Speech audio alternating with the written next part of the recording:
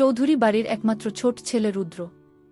অগাধ সম্পত্তি, বিলেত ফেরত ডিগ্রি আর রাজকীয় চালচলন।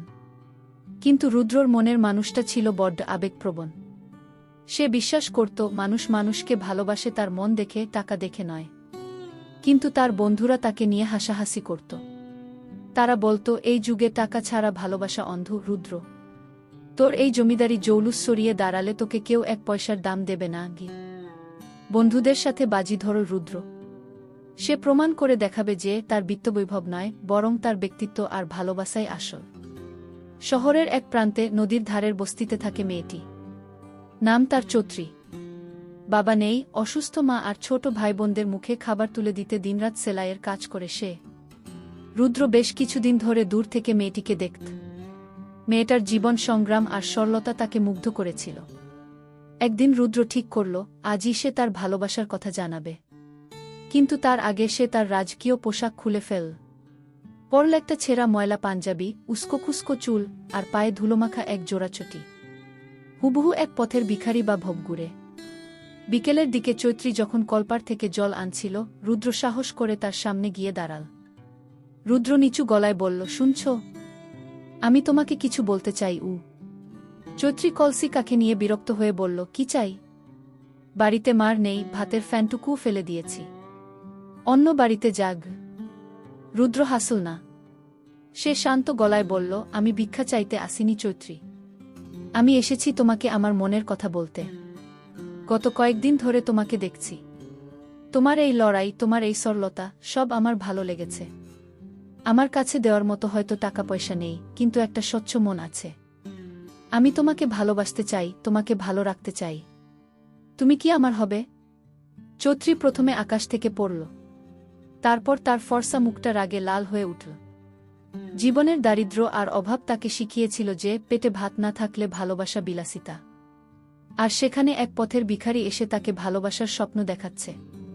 চৈত্রী কোমরে হাত দিয়ে চেঁচিয়ে উঠল, তোর সাহস তো কম না। তুই একটা ভিখারি, তোর নিজের থাকার জায়গা নেই, খাওয়ার ঠিক নেই, আর তুই এসেছিস আমাকে ভালোবাসতে? আয়নায় নিজের চেহারাটা দেখেছিস একবার? রুদ্র ব্যথিত হয়ে বলল, টাকা কি সব চৈত্রী? মন বলে কি কিছু নেই? চৈত্রীর ধৈর্যের বাঁধ ভেঙে গেল। সে বলল, মন ধুয়ে কি জল খাব? তোর মতো অপদার্থের সাথে প্রেম করলে আমার মা ভাই না খেয়ে মরবে। যা এখান থেকে। আর কোনোদিন যদি আমার ছায়াও মারাস, তবে ঝাঁটা পেটা করব। ছোটলোক কোথাকার, স্বাদ কত, ভিখারির আবার প্রেম। আশেপাশের দু একজন মানুষ জড়ো হতে শুরু করেছিল।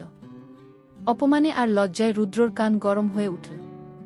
সে বুঝল তার রোমান্টিক ধারণা আর বাস্তবের মাটির মধ্যে আকাশপাতাল তফাত। অভাবের সংসারে ভালোবাসা জানলা দিয়ে পালায়, এই প্রবাদটা যে কতটা সত্য তা আজ সে হারেমজ্জায় টের পেল। রুদ্র আর একটি কথাও বলল না। মাথা নিচু করে ভিড় ঠেলে চলে গেল।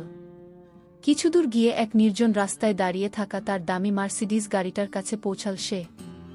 ড্রাইভার দরজা খুলে দিল। ছেঁড়া জামাটা কোনোমতে খুলে গাড়ির এসি চালিয়ে সিটে হেলান দিল রুদ্র। গাড়িটা যখন ধুলো উড়িয়ে চলে গেল, রুদ্র মনে মনে ভাবল, চৈত্রী ভুল বলেনি।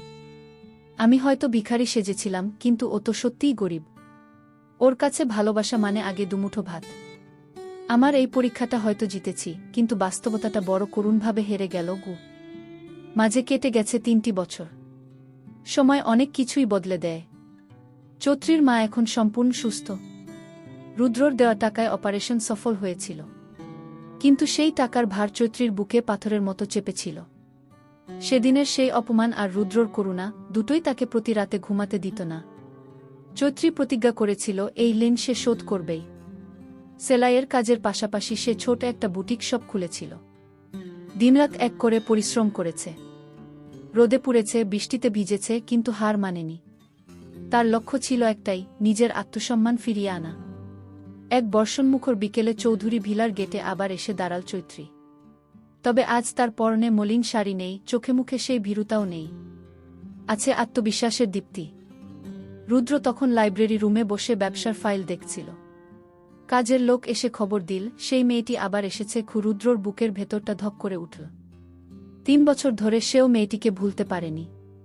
তার মনে সবসময় একটা অপরাধবোধ কাজ করত, দরিদ্রতার সুযোগ নিয়ে ভালোবাসা পরীক্ষা করতে যাওয়াটা কি ঠিক ছিল? অনুমতি পেয়ে চৈত্রী ঘরে ঢুকল। রুদ্র অবাক হয়ে দেখল চৈত্রীর সেই ভেঙে পড়া রূপ আর নেই। সে সোজা গিয়ে টেবিলের উপর একটা মোটা খাম রাখল। রুদ্র অবাক হয়ে বলল, এটা কি? চৈত্রী শান্ত গলায় বলল, ৩ বছর আগে মায়ের চিকিৎসার জন্য যে টাকাটা দিয়েছিলেন, এটা সেই টাকা। সুদে আসলে পুরোটাই আছে গি। রুদ্র ফাইল বন্ধ করে দাঁড়িয়ে পড়ল। কিন্তু আমি তো টাকা ফেরত চাইনি চৈত্রী। ওটা তো আমি। তাকে থামিয়ে দিয়ে চৈত্রী বলল, আপনি দয়া করেছিলেন জানি। কিন্তু সেদিন আপনি বলেছিলেন টাকা দিয়ে সব কেনা যায় না। কথাটা ঠিক। কিন্তু টাকা না থাকলে যে আত্মসম্মানটুকুও রাখা যায় না, সেটা সেদিন বুঝেছিলাম। আমি আপনার সেই ভিখারি রূপকে অপমান করেছিলাম আমার পেটের ক্ষুধার জ্বালায়। আর আপনার জমিদার রূপ আমাকে অপমান করেছিল আমার দারিদ্র্যের সুযোগ নিয়ে কি। চৌধুরী একটু থামল, তারপর আবার বলল, আজ আমি আপনার টাকা ফেরত দিলাম। এখন আমি আর আপনার কাছে ঋণী নই। ভিখারি বা জমিদার, কারোর করুণা আমার দরকার নেই। আমি আজ স্বাবলম্বী গু। চৈত্রী ঘর থেকে বেরিয়ে যাওয়ার জন্য পা বাড়াল। রুদ্রর মনে হল এই মেয়েটি তাকে আজ এক নতুন শিক্ষা দিয়ে গেল। সে দৌড়ে গিয়ে চৈত্রীর পথ আটকাল।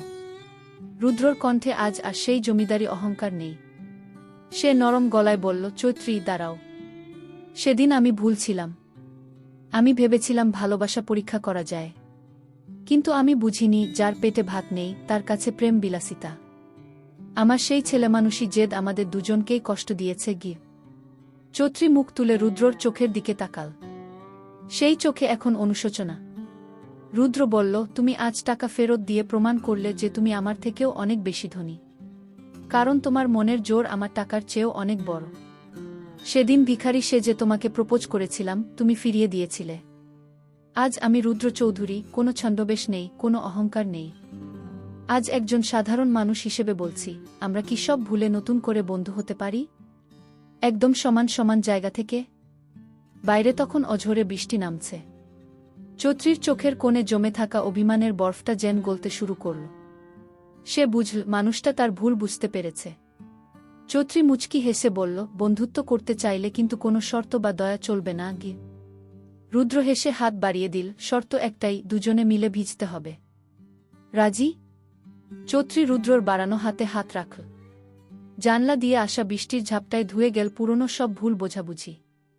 জমিদার আর প্রজার ব্যবধান ঘুচে গিয়ে শুরু হলো এক নতুন গল্প, যেখানে টাকা নয়, সম্মান আর ভালোবাসাই আসল।